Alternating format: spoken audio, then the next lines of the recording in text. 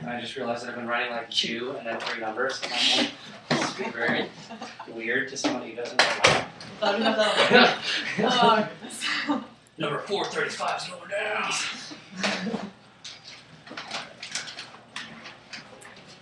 No name, fair game.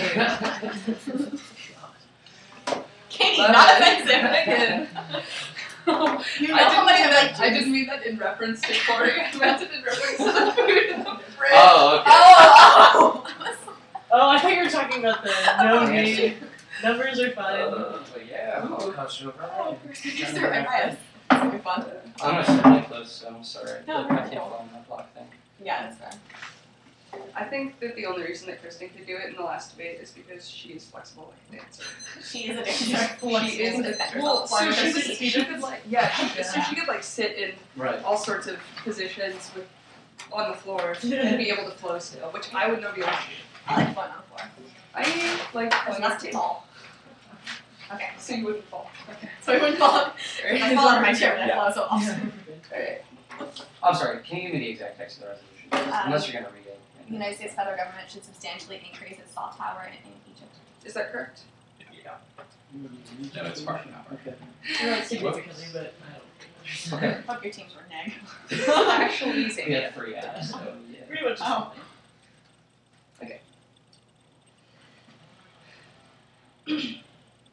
Inherently forces that the Jasmine Revolution happened, but there hasn't been a successful transition to a society that reflects the view of the people. The military is still very much in control of the Egyptian government. The U.S. has convened international summits before with regard to statehood in the past, things like the Marshall Plan, the Dayton Accords, and the Camp David Summit Cruise. These are all very good examples. Thus, the plan: the United States federal government should convene an international summit with all relevant and empowered stakeholders with regards to the issue of Egyptian statehood. Again, the USFG should convene an international summit with all the relevant and empowered stakeholders with regard to the issue of Egyptian statehood. Here's your copy. Do you have any questions? Oh, wait. Advantage one.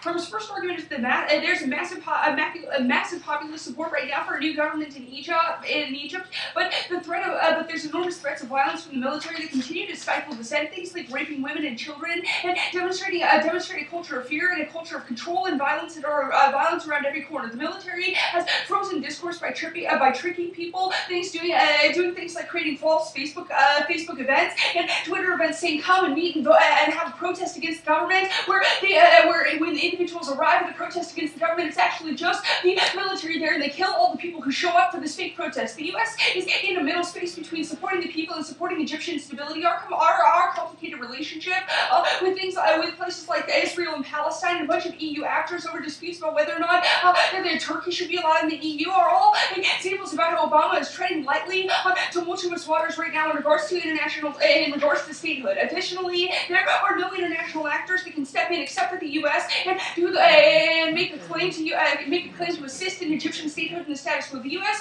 understands the infrastructure of the regime. We literally sell them the vast majority of the weapons that they have. Additionally, the U.S. is currently framed in opposition to the Muslim Brotherhood. The regime is not framed as legitimate by the U.S., which means that solutions without the U.S.'s tacit support will be perceived as unstable because there's a question about how the U.S. will engage with the new government. This is why the U.S. is absolutely necessary to take the action of the 1AC. Thus, the solvency, by bringing all parties to the table, we create a buy-in for regional actors, which means that negotiations can happen more fairly by linking the political capital of politicians to the context through which they're navigating, which increases the likelihood of agreement by superimposing alliances within the region. This allows for international accountability as well as cooperation, because you can talk about relationship problems without having them undermined by backroom talks. That is the problem of the status quo. There is not because there is instability, because of the instability, because of the backroom talks and backroom negotiations over who is actually in control of the government. There is uncompromising relationships are uncompromising, and people are unwilling to actually negotiate the problems. Thus, the impacts.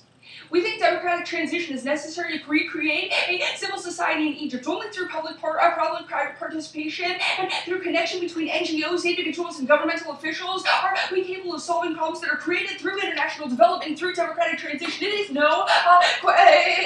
It should come as no surprise that in any sort of international transition there is always conflicting ideas because we're coming together to create something that's best for the majority of the amount of people, which means that having the stakeholders involved and having the empowered people who are relevant government, the discussion be able to control this communication and control the democratic transition means that there's a much more there's much greater likelihood of peace and stability as a result of the 1AC. Also, we think that large actors, which means this sort of residual stability allows for Egypt to better account for and preempt any sort of future conflict, which means that war and internal instability become absolutely unnecessary in worlds where you feel like you have a voice to be able to fix problems that exist internally. Additionally, large actors buying in signal stability, which is necessary for stabilizing commodity prices through things like foreign direct investment. Instability creates price shocks into things like food because people feel like they have to hoard resources. This is the internal link for how non-state actors recruit individuals who fight for them. Is when there's instability,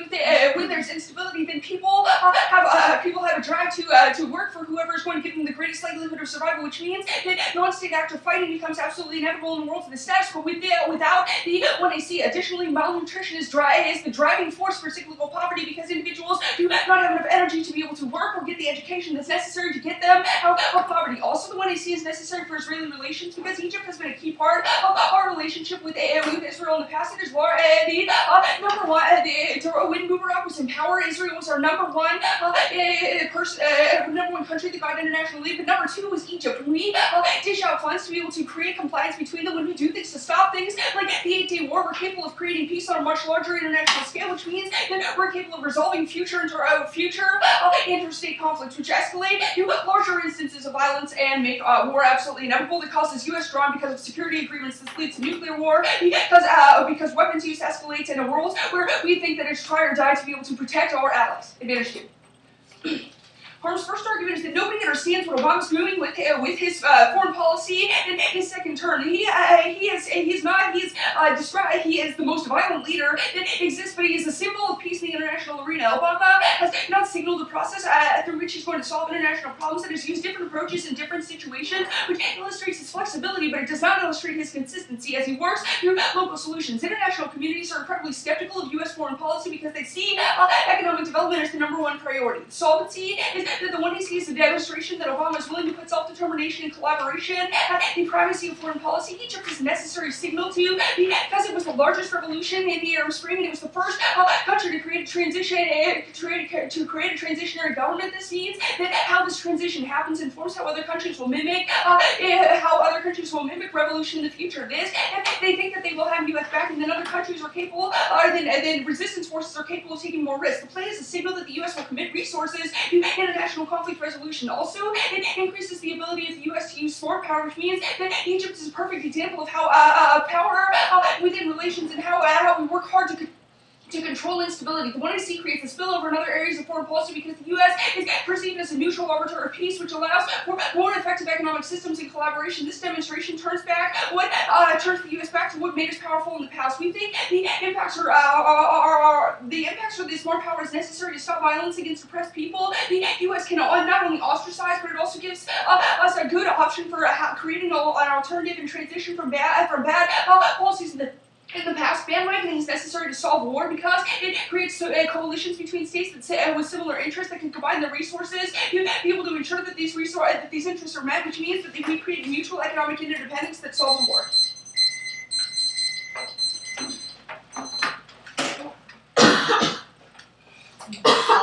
So starting cross-X from the thing. Yeah. I just had a cool question about words that were just sort of Arabic words. No, this is the letters of Arabic. I just can't read it. What's that word? Empowered. Empowered? Okay. I can have that. Sorry, my handwriting is not great. No. You did not mean to be that mean. Sorry. It's all good. No, you're fine. I don't think we'll mind if I have myself to their beverages. They have that one. I can take that one. No name. No name, yeah, character. This is Oh, my mom used to sit on the camera so I would have to Oh, that was The pulled pork sandwich doesn't have a name on it. I'm good. I'm done. I'm trying to show There's some powdered sugar in those drawers. Love that. Yum. Yep. Oh, cleverly disguised cooking. So the order is going to be 3 off and then on. Same order of the Yeah.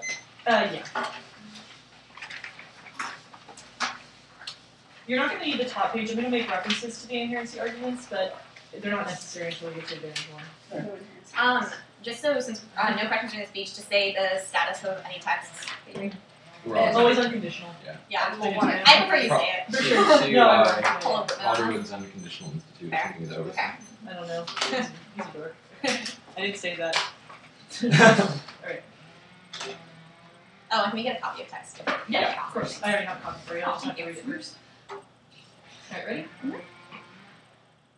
The first disadvantage is going to be diplomatic trade-offs. Opening is uniqueness. Kerry is focusing on Israel and Palestine right now. The United States Secretary of State John Kerry plans to visit the Middle East as part of his first trip within his new role as the Secretary of State, including stops to Israel, specifically in a world where not only is he focusing on the Israel-Palestine conflict and status quo, but additionally, United States officials indicated that the trip could take place as soon as mid-February, according to CNN on February 8th. Additionally, the external pressures are mounting for an expedient solution to the Israel-Palestine conflict. We see that not only has John Kerry been pressure upon to not only come to a compromise between these two nations, but additionally, I think the second argument is going to be that the second argument is going to be that this is the last chance to put momentum into a diplomatic solvency. We see that not only is William Hague, British Foreign Minister, stated that there's a closing gap between the ability to actually solve this conflict, but additionally, the new Israeli governments are decreasing have decreased the amount of right wings within the individual governments. Not only does this mean that the decreased amount of right wing dominance is actually making it possible for an increased amount of cooperation right now, but additionally, because there's a gap before the next elections coming up, that they actually have the opportunity to compromise without any political sort of backlash. The visa point is going to be solved. The link, the first argument is going to be the plan trades off by engaging Egypt diplomatically. We see not only is it signaling both Israel and Palestine that they are not committed specifically to an international solution, but additionally, the second argument is going to be plan seen as negative for Israel and Palestine. We see that there has been no indication by John Kerry that there would be any sort of intervention within any sort of interaction within North Africa. But additionally, there's no North African calls on the first day of John Kerry's individual seating within the Secretary of State. We see not only is this angering Israel because not only is increased amount of Egyptian support seen as not only overtaking that of the Israel support, but additionally this is seen as John Kerry's first act within office, which makes it seem like Israel is not the first priority. This is problematic in a world where not only does this mean that Israel is less willing to compromise under the United States headwing, but additionally this means that Israel is no longer capable of actually operating underneath any sort of peace talks that are happening right now. The CSUP point is going to be internal links. Peace talks now will succeed. We see not only is due to the post-elections that there is decreased amount of political necessity for hardlining by politicians in the status quo, but additionally this window of time is crucial to actually solve it for a two-state solution. If these two individual actors are capable of coming to the table, not only is this more likely to actually have a two-state solution, but additionally when we actually put political policies within the wayside, we can actually see that a two-state solution would actually happen. The second argument is going to be that there is the Israel gap is closing right now. The decreased amount of support from the United States and United States diplomatic intervention means that the United States has to act in the status quo and make it the top priority in order to actually act within Israel. These subpoints is going to be the impacts. The first argument is going to be the lack of diplomacy and leads to escalation, genocide, and extinction, not only within the proxy wars initiated between the Hamas and Israel military forces regulates an escalation, but additionally the fighting along borders, would only increase along borders. The United States, specifically that of justifying an increased amount of military force within Iran, not only just due to its increased amount of ties within Hamas and Hezbollah, but additionally any sort of conflict between Israel and Iran would never lead to a Russian intervention because Russia is currently supporting Iran in the status quo. But additionally, this would never lead to nuclear war. When not only is Russia actually intervening within Iran right now, but additionally, the United States would have to intervene within to have Israel defense. This would inevitably lead to nuclear war. Additionally, this turns the entirety the impact to advantage one. When they try and highlight, specifically when they try and highlight the capability for not only having a bandwagon in terms of a capability of peace, but additionally not actually focusing on our own individual priorities that are happening in the status quo. This inevitably turns the ships away so that people don't believe us to be consistent. The next disadvantage is going to be immigration politics. Something easy, uniqueness, comprehensive immigration reform is going to pass right now. We see that the GOP knows that they have a chance to actually change their message. Not only did wrongly receive 27% of the Latino vote in 2012, but additionally the GOP passed a bill in the lead-up section to expand visas for immigrants. Not only is this one step closer to the comprehensive immigration reform, but additionally comprehensive immigration reform is adapting right now. The second argument is going to be that votes exist in the Senate. Not only does Senator Schumer and other key Democrats say that comprehensive reform is key. This is why they actually, within the Senate, they actually voted voted down the House bill because they believe that comprehensive immigration reform is the only way that we can actually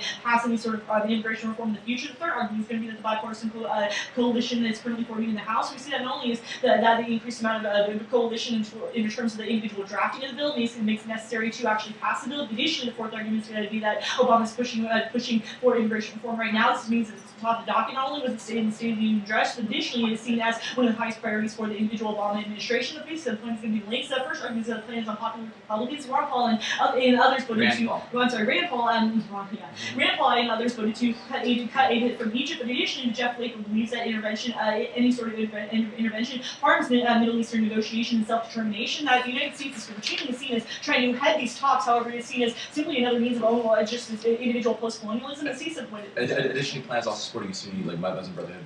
Yeah, the plan is also seen as the United States actually trying to have favoring individual sides, another way for them to actually backlash against the Muslim Brotherhood. The CISA point is going to be internal links. First argument is going to be necessary to boost the economy. We see not only comprehensive immigration reform, but adding $1.5 trillion to the economy every year. But additionally, it's also key to check back for xenophobia by actually decreasing the amount of immigration barriers and status quo. It's key to checking back for the xenophobia right now. The DISA plan is going to be the impacts. First, the impact is going to be that comprehensive immigration reform is capable of solving for xenophobia. Not only do we see that 400,000 of individuals were actually detained due to immigration issues, but additionally we see that xenophobia leads to racism and genocide. Not only does this our ability to actually push people into the periphery as not belonging in our country actually mean that we can see them as the other, not only does this justify collective response, but additionally this would inevitably lead to genocide, which we think is a bad thing on counterplan text. The Arab League should convene an international summit with all relevant and empowered stakeholders with regard to the issue of Egyptian statehood. The Arab League should convene an international summit with all relevant and empowered stakeholders with regard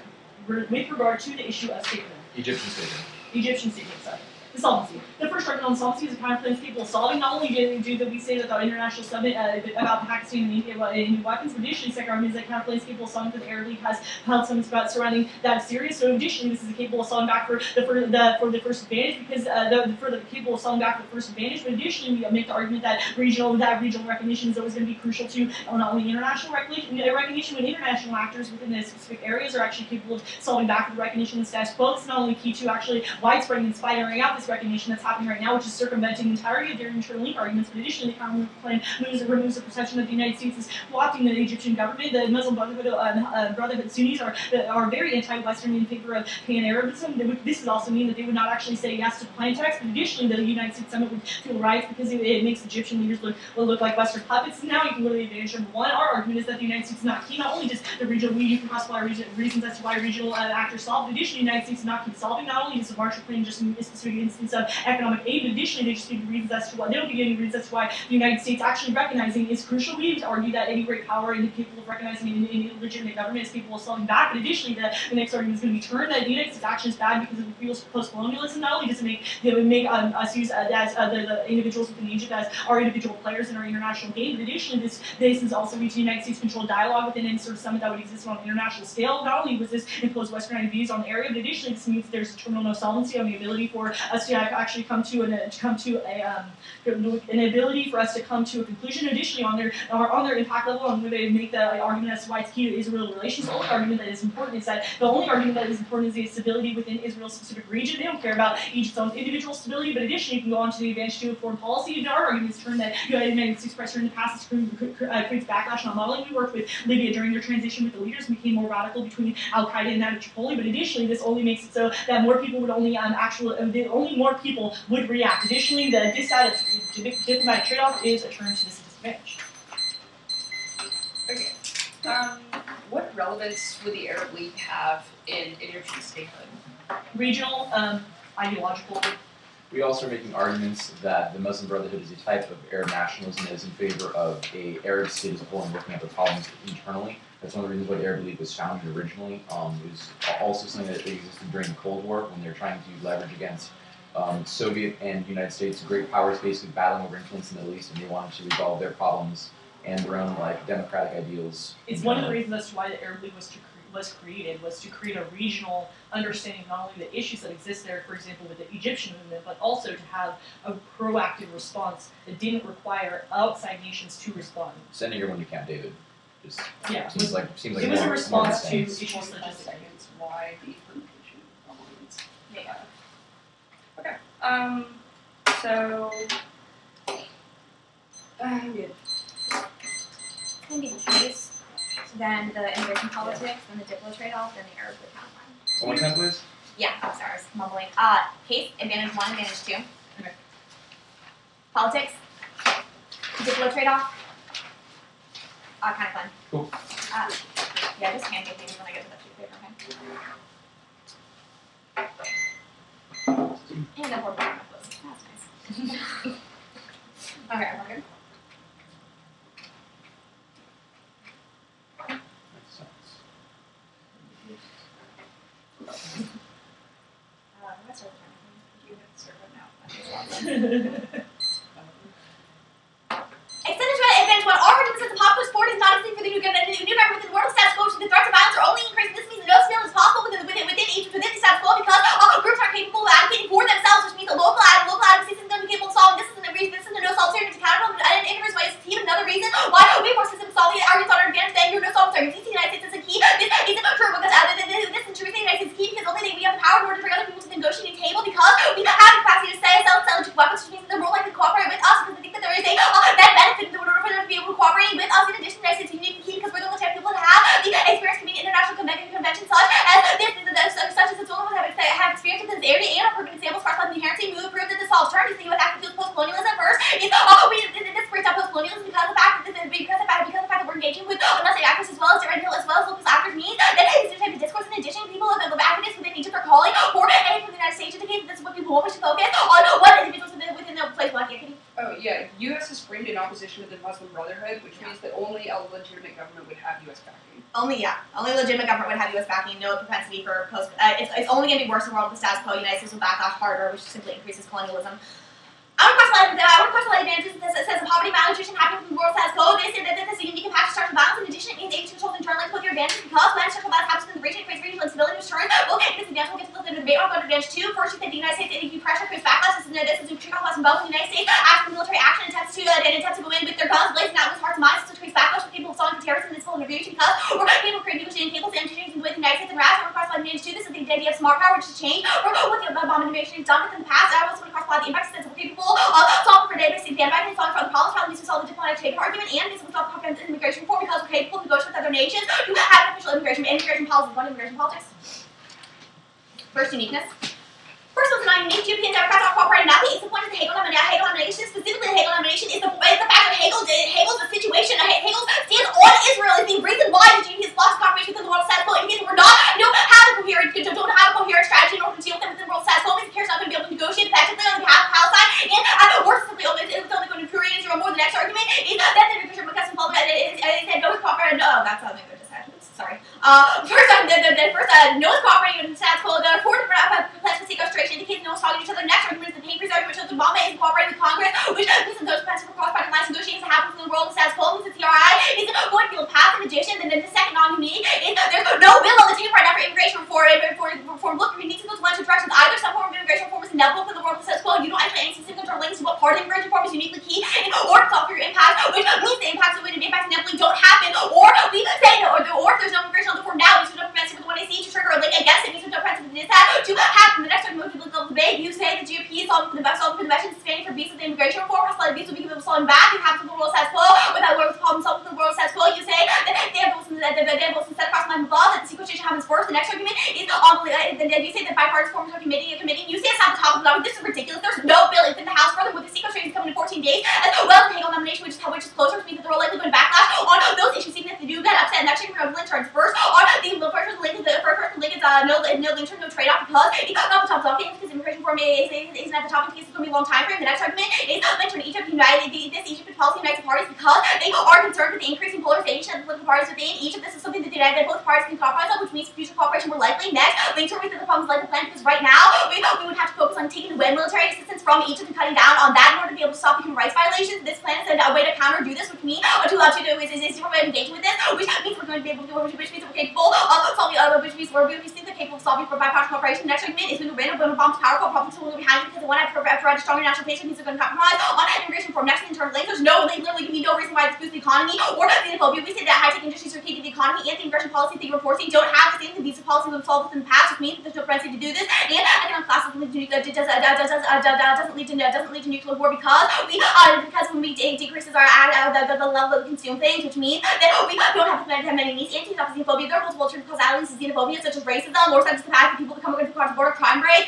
When more people come across the border, it's relatively to increase xenophobia, increase militias, which is increase xenophobia, which means incapable of solving the terminal impact your case. Furthermore, across the flag below, being solved xenophobia through soft power, through diplomatic relations, indicates the one you see is capable of solving this. Anything else you want to say, Katie? No, you're good. Diplo trade-off? First segment, it's not me. Even if Kerry is going to start negotiations, the way that he's going to negotiate is not favorable to the passage of the world status quo. In case that there's not going to be a diplomatic resolution with the world status quo, the next argument is no one was focused on the Hegel argument is going to flow. In case that our view on Israel is solution convoluted with the world status quo, we're not going to be able to have a solution. You say the solution is Israel-Palestine conflict. Furthermore, the United States is key. We say that the United States is key. The United Nations is key because of the bit of Palestinian statehood within the United Nations as well as the United Nations stands on settlements that are currently happening within the region. In case nothing the United States does is going to be able to solve or the problem is getting solved within status quo or the next argument we're going to link level debate. First argument is no trade-off. The first trade-off, we start a negotiation framework. There's no reason why the framework is starting to say that the framework negotiation would trade off with Kerry being able to visit Palestine. The next argument is linked to we say the focus in the region increases cooperation with Islamic nations means we're better at capable of understanding and negotiating with Palestine, which increases our relationship within the region increases soft power means that we're more likely to get consensus out of both parties. This means we're capable of solving the one I see. The next link turn is the cross-level Republicans happen, which means we're able to take a stronger stand on Israel and so support a two-party peace talks, which currently we're not able to do because of Republican backlash. Next, in terms of level of debate, look, there's no diplomatic trade-off. We have multiple different parts and parts within the diplomatic section of the government, which indicates that there's no trade-off possible happening. To understand how this happens, or there's too many people in the government for this to happen. Internal links. First, the U.S. heads up a summit, which is not a bunch of arbitrators to Egypt, so no trade-off. Next, the one issue shows that a two-state solution is possible. The one issue sets precedent to solve the disagreement with internal links. Right now, we can't do this because no one trusts the Obama administration or his stance on foreign policy or stance in the Middle East. In case it's not capable of solving the new world, one issue can do this. Next, advantage one proves Egypt is better for Israel relations and state modeling is capable of solving internal links. It's a linear impact. You said that now is unique key. Is it true for the more possible your impact is terminally linear? The linear genocide happening within the world of status quo. You say Russian intervention. This isn't true. First argument is that Russia isn't currently dealing with weapon sales with Iran. They cut this off in the Medvedev era, and Putin has yet to resume it. Indicates he's not going to do this because he wants to keep economic ties open with the United States because they need economic ties in order to provide more riots from happening within their country. In addition, we think that Russia is not going to build attack the United States because we have superior missile weapons to them, which means that it will be economically on cross incentive for them to be able to do this role of mutually assured destruction tax. Russia's not going to go to war with the United States, and we can solve back this with better international relations. Counterplan. First argument counterplans confirm do both. I don't understand why you can't do both. The first argument is that the purpose of linked to politics. The United States acting with the Arab League makes it look like we're going with international norm, which means it doesn't really link us hard to politics on either disadvantage. The next argument is firm. Normal means the Arab League would be involved within the summit at anyways. And the world want to see simply does more than the counterplan and the Arab League. All relevant actors. Yes, all of the actors. The Arab League solves convene the international summit with all of the reasons empowered stakeholders. Next, first argument is no solve. The first argument is there's no precedent that the Arab Union solve right now. The Arab Union views that loans are the best way to promote economic development and stability. They're currently in fights with the European Union over things like over these loans, which means they're not going to be able to bring the European Union to the table as major international actors, which means they're never going to be able to have this solution. The next argument of solvency is because the Arab Union is in control of weapon sales to Egypt, which means they're not willing to cooperate them. The next argument is it's true of the Arab League ability to focus on stability in other areas, which means that the areas that recently covered in the Arab Spring are going to be able to not recover. And the next argument is that they say yes. That's the case.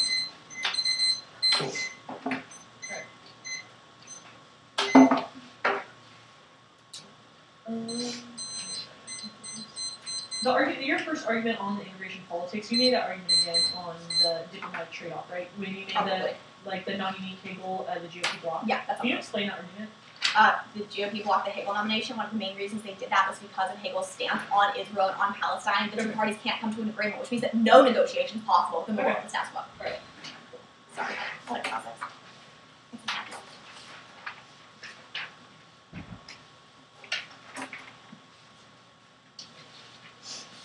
We don't have to put the top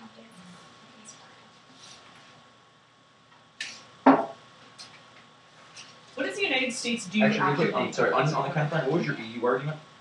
The EU isn't going to come to the table with the Arab League because the Arab League is currently involved in a conflict over sanctions with them. Not sanctions, over loans.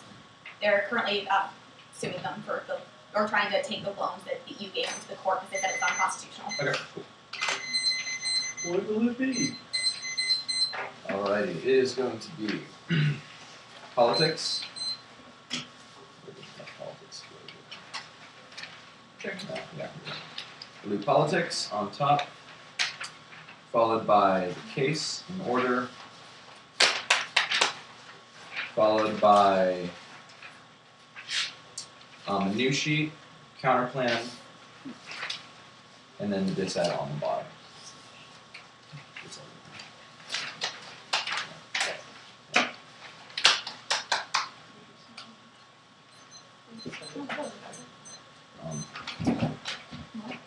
Is this new sheet a counterplan argument? Yeah. It's this side of the perm, yeah. So well, I'm just gonna float on the counterplan. Okay, for sure. Yeah. If it was a total I'm holding a new sheet of paper in That's my fine. orders, but yeah, Yeah. that makes sense.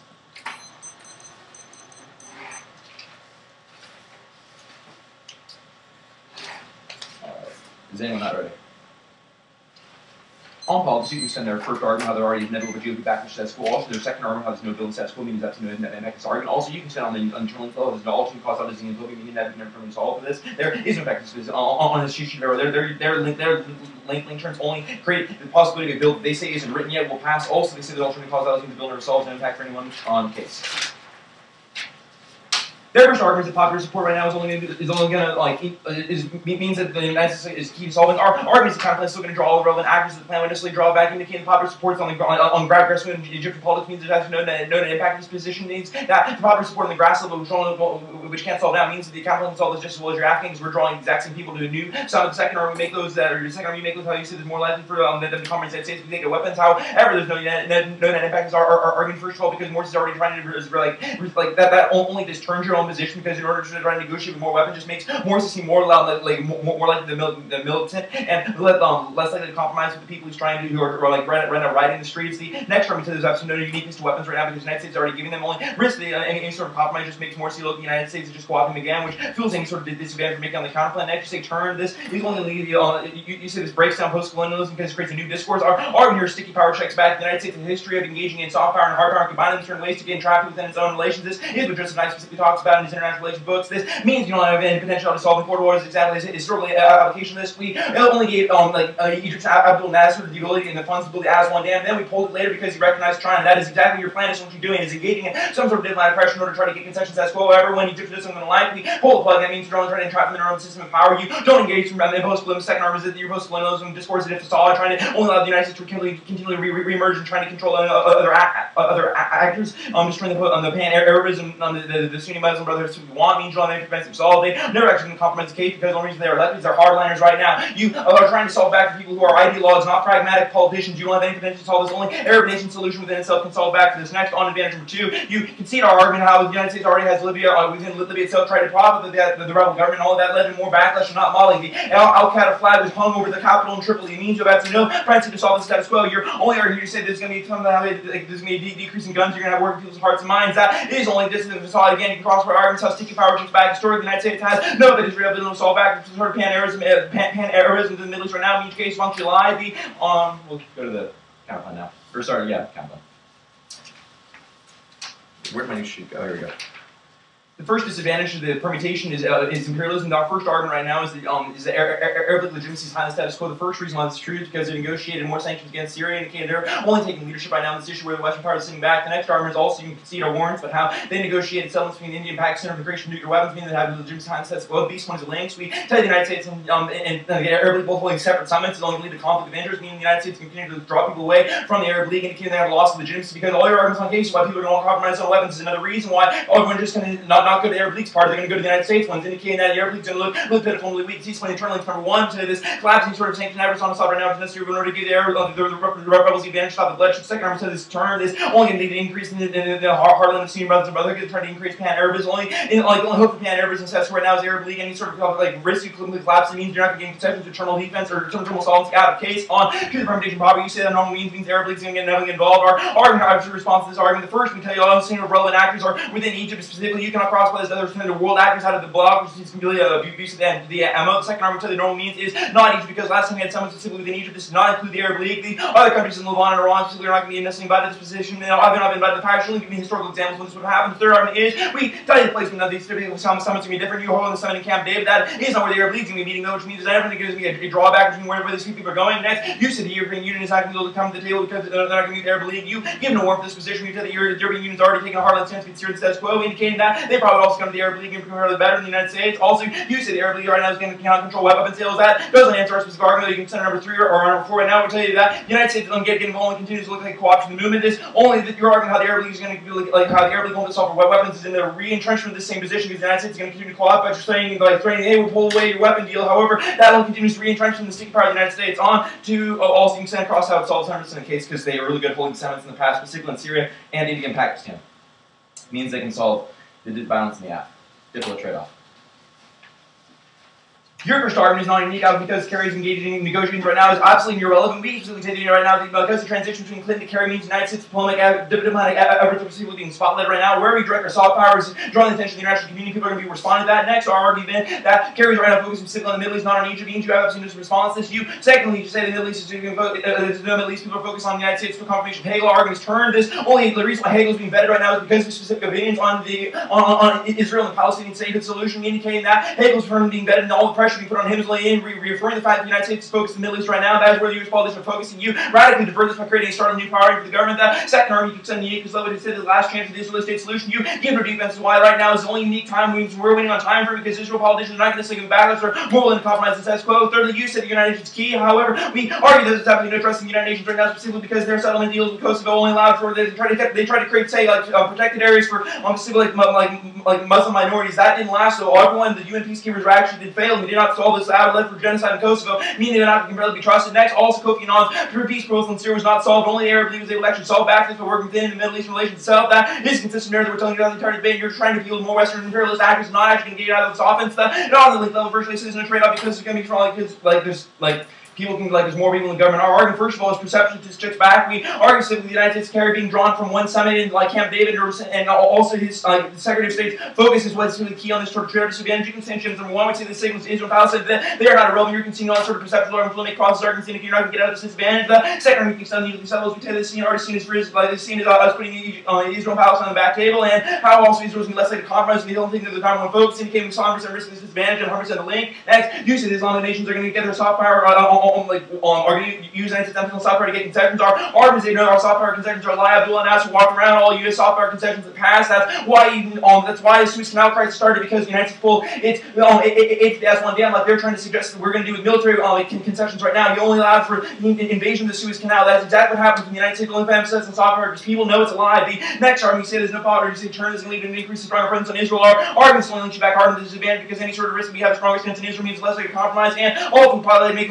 the Sunni Muslim Arabs less likely to work with us as well because we're flip-flopping on our allies. Any sort of new priorities where we completely shift the way we're acting with Israel just to appease them temporarily means that they know this entire negotiating settlement is completely fake. Next, you on the internal level, you said there's no possible trade between people in the government. Our argument specifically is that it's actually quasi-diplomatic quagmire. This foreign policies John Foster Dulles during the Eisenhower administration was so focused on Southeast Asia that he allowed Russia to continually counterbalance the Middle East. The focus of U.S. perception specifically in the Cold War actually proves this argument is empirically denied. Next, you said the two-state solution is not honestly possible. Our argument you can send our number 2 and our number 1 and 2 interlink to check back as well because the window is only time to solve. And also the United States gap closing right now. The United States is key to act. Next, you say Egyptian might like statehood is like somehow the African solve back the case. African solve anything because we're also being arguments by the Muslim brothers going to say no. Furthermore, you say the impacts are linear. We tell you right now, Israel has a unique time to resolve this right now. The impacts might in fact be occurring right now. The only chance of solving back for them is in fact a unique time frame of time when we only be back. So next day, Russia's going to want this. Russia has absolutely no impetus to backlash right now. The only reason why there'd be backlash is if Israel invades Iran. That is also a unique brink that we're getting right now. Only access through diplomatic disadvantage.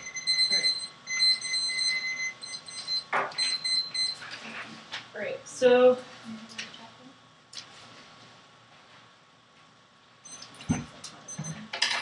The order's going to be the counterplan.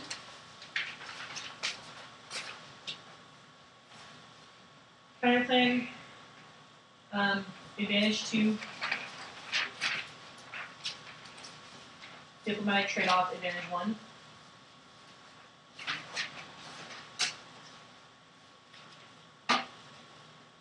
too.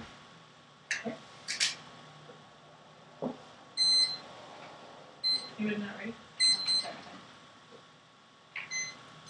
Only the counterplan is capable of solving 100% of the case. You are going to be voting for Concordia HM at the end of this round today because not only is Arab League action and regional recognition from other allies capable of actually solving back for Egyptian conflict, but additionally, the United States not acting in this scenario is crucial to prevent diplomatic trade-off. They even argue in their own individual shell that consistency is key, specifically in terms of Obama foreign policy. This switching to a different focus in terms of Kerry's focus in the status quo means that not only do they circumvent all of their impacts, but additionally, we are also winning arguments as to why the Muslim Brotherhood would say no. They have no access to solvency. Main actors will say no, and they completely circumvent the ability to act on an international scale. Let's go to the counterplan.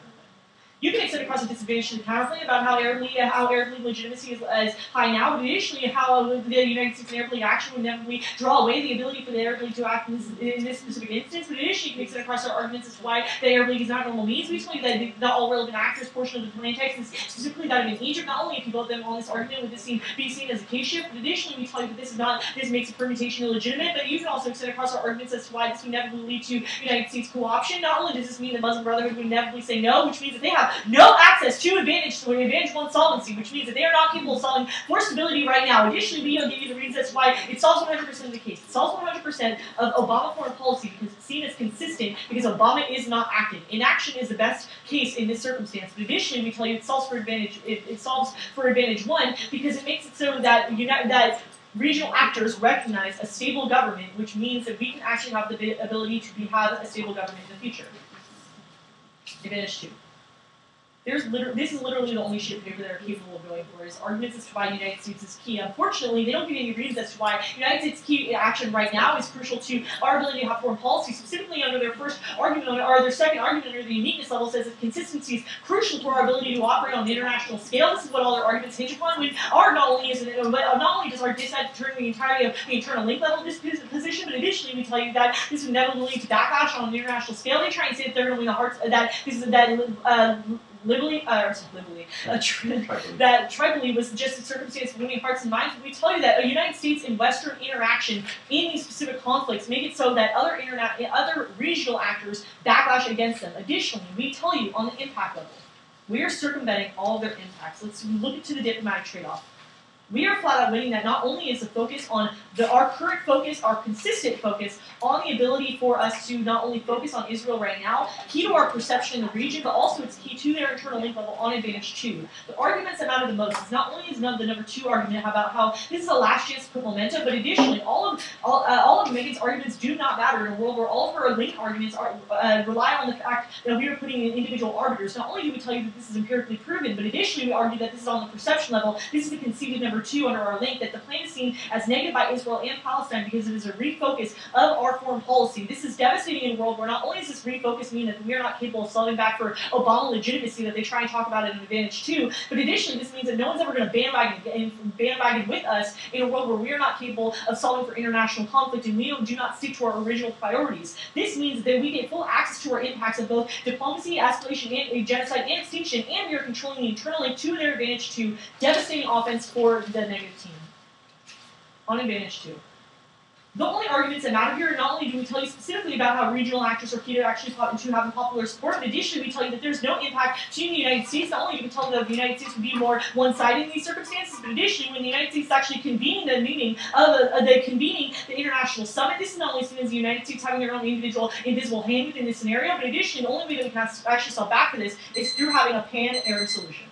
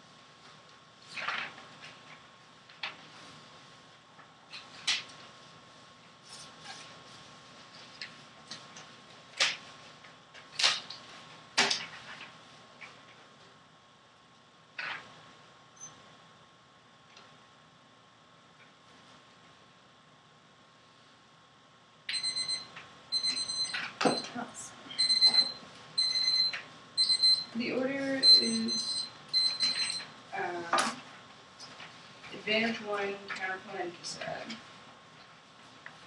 sorry, yeah, Advantage 1, Advantage 2, counterplan,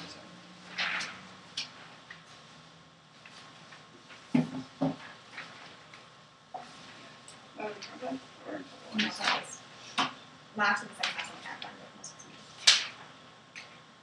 most of it's 1 second, sorry, I need to get my. Advantage 1, advantage 2, counterplan this side? Yeah. Sweet. Okay, I'm good.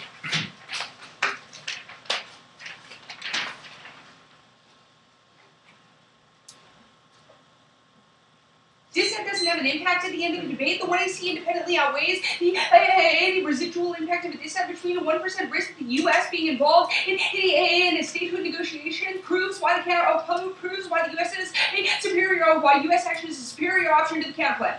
1AC. First argument, you say that state power is just diplomatic pressure to get other countries to concede against us, and this proves your post-colonialism argument. We say that the U.S. is helping coordination and cooperation. This makes it possible for us to create better negotiations. This is not a question of us putting the blinders over other countries and then taking away the things that we promised them. This is what our summit does: is it brings people together so that they can negotiate for themselves the solution that they want. The 1AC is not an act of the U.S. controlling a negotiation. The act of the 1AC is the U.S. coordinating a bunch of countries, a bunch of relevant stakeholders, people, governmental officials, NGOs, other countries to be able to coordinate to create the best solution for Egypt. It is not a question of the post-colonialism that you talk about is only true in a world where the U.S. is actively the one leading the negotiation. That is not what our 1AC does. Additionally, this is not a threat of us decreasing. No, I don't want that argument. Okay, you say the Muslim Brotherhood will say no. That is not what our argument is about. It is also irrelevant to the question of our 1AC. Our 1AC invites all these people to join together in a summit. It is not about a yes or no. It is about the Muslim Brotherhood relevance in this debate. It is about the U.S.'s tacit support for the Muslim Brotherhood. This articulates an enormous sovereignty deficit to the counterplan because the counterplan would not be perceived as legitimate by international actors because they question how the U.S. will engage with the new Egypt in a world where we do not claim legitimacy for the new government. If we are not, because of the U.S. involvement with the Muslim Brotherhood in the past, because of our framed opposition to them, it means that it becomes impossible for Egypt to have a credible for Egypt to have credibility in the international arena without U.S. involvement. Huge counterplans altogether. Sure. That argument, the solvency deficit to the counterplan, specifically that unless the United States is taking responsibility for the legitimacy of Egypt's government, it's not made, at least pretty on advantage 1 of the counterplan. It is the 1AC number 5B. Okay, I mean, I guess I'll cross-plan and say shadow extension from the teams and classifying it in this way is a new argument. Okay, It's fine. Yeah, You can go on I've done time. consideration, I'm sure. Advantage 2 not going for it. U.S. aggression and the difference in U.S. aggression in Libya proves why non-state actors would not fill in roles with the 1AC. I don't think that there's a clear enough scenario on this for you to evaluate that with any credibility. Next, Canada. Okay. Your imperialism, colonialism terms are not unique, and you don't read a terminal impact, which means they could not function as a net benefit to the counterplan. Additionally, the status quo means that colonialism becomes inevitable because the U.S. doesn't change its international stance. This is why the 1AC discussion is necessary. The 1AC allows for a discussion that is the internal link to solving colonialism. People in Egypt are asking for the U.S.'s help. We think that saying that they don't know what is best for them is equally as colonialist. Saying that the Arab League is necessary because they're the only ones who can control pan-Arabism.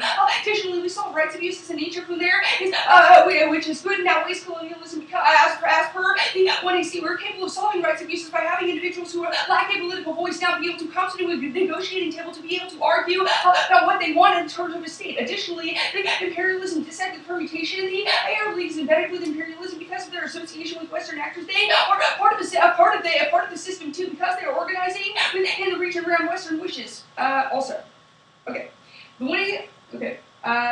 the U.S. brings all actors to the table, which means that it is the best form of international cooperation. The counterplan is incapable of doing this because the Arab League is currently fighting the EU, which means that they are not capable of getting EU support or EU legitimization or EU cooperation. This functions as an independent solvency deficit. Counterplan. Also, the only difference between normal means of the plan and the counterplan is that the Arab League brings people first, as opposed to the U.S. We say that the U.S. is necessary to be in control because otherwise it looks just like otherwise other countries will not understand how the U.S.